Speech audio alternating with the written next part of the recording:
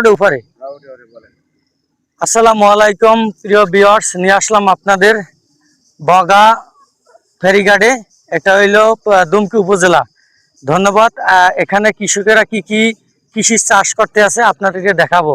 আপনারা যারা আমার এই চ্যানেলটি এখনো ফলো এবং সাবস্ক্রাইব করেন নাই, তাড়াতাড়ি করে নিন।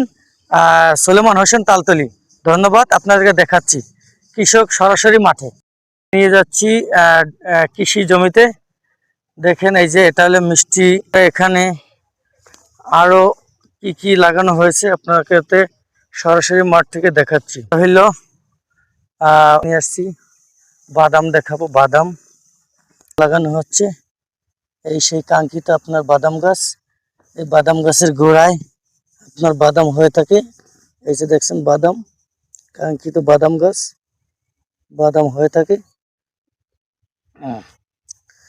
এরকম অসংখ্য বাদাম গাছে বাদাম হয়ে থাকে।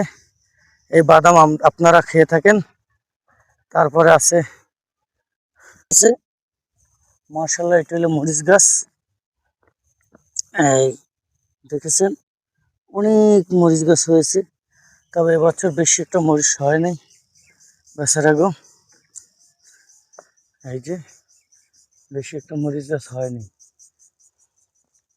এরকম সারিবদ্ধভাবে মরিচ গাছ লাগায় বিভিন্ন এবং তাদের সঙ্গে খুব সুন্দর ব্যবহার করবেন।